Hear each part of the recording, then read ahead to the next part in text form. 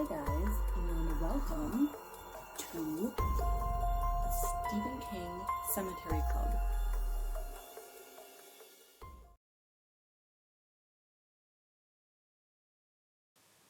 Okay, we are wrapping up the last part of the Wastelands today, and I don't have as much to say about this section until we get almost to the end. The quartet is on the way to Lud, and they see a plane that has crashed, and inside is a giant man. This is the man that Talitha and the albino twins had talked about. His name is David Quick, which you're kind of thinking, why is this even here, other than just a little piece of interest on the way to the city, but you'll see it kind of connects to another character later. So they're just outside of the city, and there's a huge bridge. It is falling apart, it's leaning, and there's a huge hole in the part where he walks, so they have to go onto the edge and then kind of weave through. They see a monorail, Patricia, it ends up being, in the river. So it's not a pleasant sight, not a pleasant task that they have to accomplish. Susanna can't be wheeled across, she has to be carried. And as we find out, because it's so windy and no one really expected it, Oi gets blown off. It's like blown off the bridge. So Jake instinctively freaks out and grabs for Oi, and he's in a perilous situation now. So he's hanging off this bridge. He's got Oi kind of in his hand, but Oi is grabbing onto his hand with his teeth. So Oi is biting the shit out of him.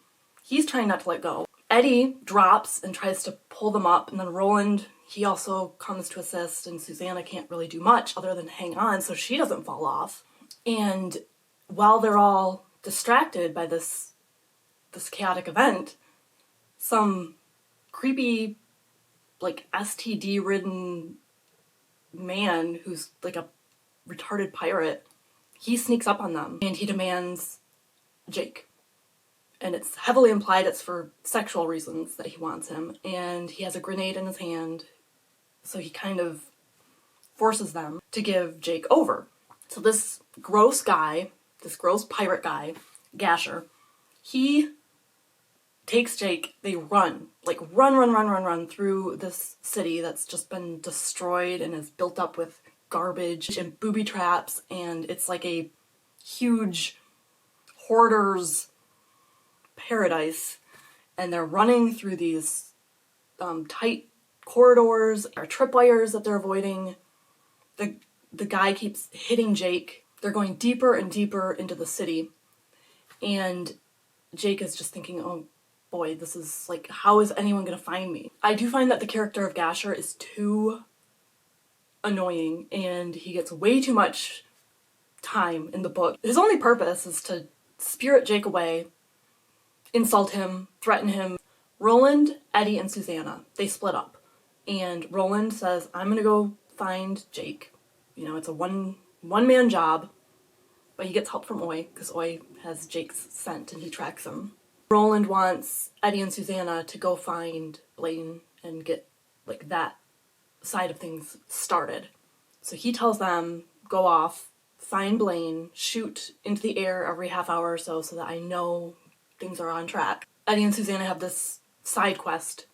They encounter a group of ragtag, crusty, gross people, and everyone's crazy, and you know, everyone is maddened by the sound of these drums having these public executions, and they believe in ghosts under the city and all this stuff. So I'm so bad. I have no interest in this at all. So Eddie and Susanna make it to the train station. They get one of the crazies to take them, and no one wants to go near it because they think it's haunted. Once they get there, Eddie and Susanna are safe from the crazy city dwellers. They have Blaine to contend with, but they're okay from this point on. No one's gonna attack them and kill them. Roland and Oi are still chasing down Jake, and they get to this part where there's a huge fountain, like, hoisted above, and Roland intentionally deploys the trigger. So Gasher thinks that Roland is dead and won't be pursuing them any further, so he and Jake kind of slow down a tiny bit,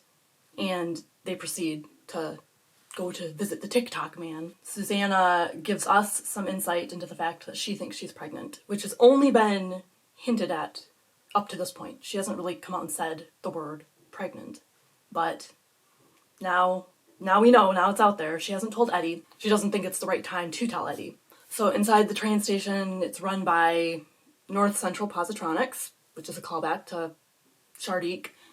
And there's a sign that says, one way to Blaine, one way to Patricia, 2 monorails, different courses. Patricia's the blue monorail that went into the river, and Blaine is right there, sleeping. He's pink. He looks imposing, and they're very cautious. There's a voice, which is, they call Little Blaine, and he's speaking to them, telling them to be careful about waking up Blaine, because he's gone insane. So he wakes up, he starts powering up, and he's a very grumpy train. Jake is taken to this inner chamber behind a locked door, and inside is the TikTok man, which Gasher kept saying he was going to take him to the TikTok man. And we find out that the TikTok man is the great-grandson of David Quick, the guy in the airplane. So this TikTok man is in charge of everything. He is really fast, like a gunslinger, and he is sly and a lot smarter than the people who he's surrounded himself with. He likes watches and clocks, hence the name TikTok man. While Jake is in there, Roland and Oi have caught up, but they can't get into the room. So Roland sends Oi into the ventilation shaft, and Oi looks down from the ceiling grate, and he can see Jake, and he observes the situation because Roland told him to. Roland asks him, how many people are in there, and he counts off by stomping his little foot, and he counts off 6, and then he says "ache," which is how he pronounces Jake, and that means there are 6 people in there plus Jake. I appreciate how intelligent Oi is. So Roland is willing to sacrifice Oi because he sends him back into the ventilation shaft and he gives him instructions, and we don't know what they are yet, but Roland thinks that the Billy Bumbler is probably going to die, and Jake might survive this. So you're thinking, oh boy, that's nothing good. Roland is able to kind of mentally get a hold of Jake, tells him to get over to the buttons. He can push a button to open the door. So Jake starts edging over there.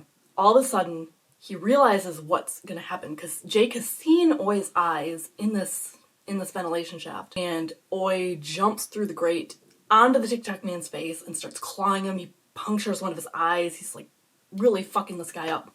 And Jake totally freaks out, doesn't open the door. So he's trying to defend Oi. He shoots the TikTok man. Gasher grabs him by the throat and starts trying to choke him. Oi's trying to save him. The door somehow pops open, which we later find out Blaine opened the door for Roland. So Roland comes in and he kills Gasher, which is perfect because he should avenge Jake. Blaine starts talking to Jake and Roland via this intercom system. He's basically in control of all the electronics, and so he tells Jake and Roland, come join your friends. He sends down this floating orb thing and they follow it to the train station. Meanwhile, Eddie and Susanna are talking to Blaine and they find out he wants riddles. And they have told him that, their friend, the gunslinger, he is just an expert in riddles, and Jake has a book of riddles, so Blaine really wants Roland and Jake to join them. Because Blaine is fucking with all the systems, all the computers, all the noises, the drum tracks, all this stuff. He is convincing the city dwellers that, the ghosts have woken up and bad things are happening. So they all start killing themselves. It's like a mass die-off. And this is all very like The Stand, but not as good. And Blaine, he quotes T.S. Eliot, a bastardized version, quote, "In the rooms the people come and go, but I don't think any of them are talking of Michelangelo," page 380. And then he titters, which is a very Randall Flagg thing to do. So that's foreshadowing right there. Anytime tittering is mentioned in a Stephen King book, Randall Flagg, that's what I'm thinking. So then we go back to where Jake left the TikTok man. And he is alive because the bullet only grazed his head, did not kill him. So who appears but Randall Flagg? Which I love this part. Got Randall Flagg, the walking dude in cowboy boots, and he has a hood on. He is talking to Quick. Quick asks him, "Who are you?" And Randall Flagg goes into this whole thing about his names. He said that he's been known as the Ageless Stranger, Merlin, Marilyn, so Maerlyn. And then about those he says, "And who cares, because I was never that one. The magician and the wizard." So he takes down his hood and we see his blue-green eyes, his blue-black hair, and his cannibal teeth. Quote, "Call me Fannin," the grinning apparition said. "Richard Fannin. That's not exactly right, maybe, but I reckon it's close enough for government work." He held out a hand whose palm was utterly devoid of lines. Page 388. So that's just a priceless interaction between the two of them. He tends to go for the initials RF. So we've got Richard Fannin, which he's just always Randall Flagg. But I like the whole "that's not exactly right," and I love "it's close enough for government work" as a callback to Larry Underwood, because he would say that. Fannin, Flagg, he rips the flap of skin off David Quick's head. Rips it. And says something about there it only hurts for a second. Just love it. Just love it. It's so good. After he rips us off, Quick really isn't in any pain. Fannin kind of touches him and makes him feel better. Quote, "If you want to thank me, as I'm sure you do, you must say something an old acquaintance of mine used to say. He ended up betraying me, but he was a good friend for quite some time anyway, and I still have a soft spot in my heart for him. Say, 'my life for you,' Andrew. Can you say that?" Page 389. Obvious reference to the trash can man. So the callbacks are priceless. And it's just like a few pages, I don't know, like 4 or 5 pages of this. And it just instantly makes me happier about having to get through the first part of this section. So now we've got Randall Flagg in play, Richard Fannin, and he is appealing to Quick's desire for revenge, to kill Roland and Jake for shooting him and leaving him for dead and ruining his city and whatnot. But that's all we're going to get for this book. So we won't get any more, unfortunately. At the very end, we have one small section to go, and it's the quartet has gotten to Blaine. They're all there together. Blaine won't start up unless they answer a riddle. So Susanna and Eddie go through what Blaine had asked. They can't figure it out. So Susanna says that she knows, but she needs to be hypnotized to find the answer. So Roland hypnotizes her, and Detta comes forth, and she solves the riddle. They board the train. They take off before Blaine deploys his gas. He was going to deploy some nerve gas throughout the entire city and kill all the survivors. The ones who have not yet killed themselves will die anyway.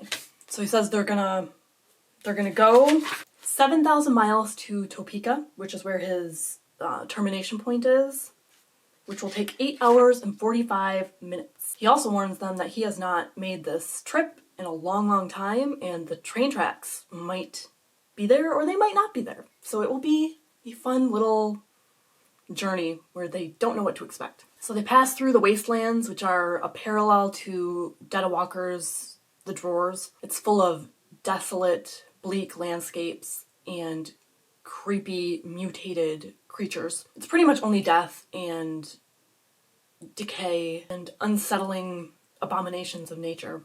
Jake tells Blaine that he knows that the intention is to kill himself and them, and they want to know why he wants to commit suicide, and he talks about how Patricia did it and he helped her. He said that she was crying all the time and it was annoying, so he helped her kill herself. And then Blaine starts demanding riddles, as he does, and if they don't give him riddles, he's going to kill them here and now and not even worry about getting to Topeka.